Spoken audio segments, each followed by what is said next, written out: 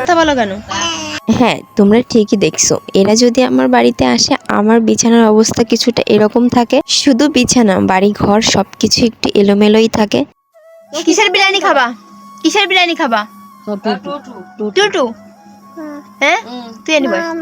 আজকে ওরা বাড়িতে আসায় আজকে বিরিয়ানি রান্নার কথা ছিল, কারণ বড় মেয়েটা বিরিয়ানি খাবো খাবো করতেছিল, কিন্তু লাস্ট পর্যায়ে পোলাও আর মাংস রান্না হয়। তাই ভাবলাম এই ছোট হাসি খুশির মুহূর্তটাকে তোমাদের সামনে একটু তুলে ধরি।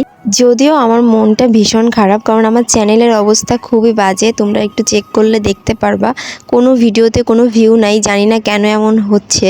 তো এটা নিয়ে আমি খুব দুশ্চিন্তায় আছি। তারপরে এখন ভিডিও করলেও এডিটিংয়ে বসতে একদমই ইচ্ছা করতেছে না। এইদিকে আমি ভাবছি কি আমার চুলটা আজকে একটু আমি বিনুনি করব, তো তার জন্য সব কিছু নিয়ে চলে আসছি।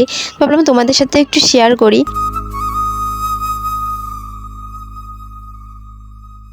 সো এই তো দেখতে পাচ্ছ আমি বিনুনি করে চলে আসছি, কিন্তু এই আমার ছোট ছোট চুলের জন্য দেখছো কিছু কিছু জায়গায় খুলে গেছে। তো আমি একটুও বিনুনি করতে পারি না এই ছোট চুল হওয়ার পর থেকে।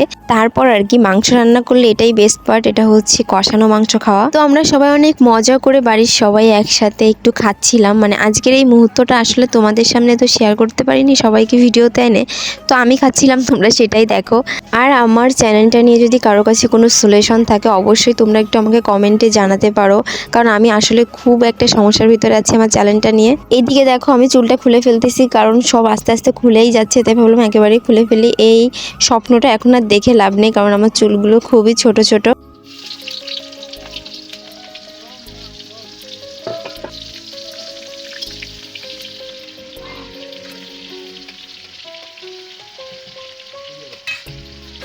এইদিকে পোলাও ভাতটা রান্না চলতেছে। আমি কিন্তু বিরিয়ানি বলো পোলাও বলো আমি কোনোটাই রান্না করতে পারি না, তবে আমি সাদা ভাত আর মাংস খুব ভালো রান্না করতে পারি।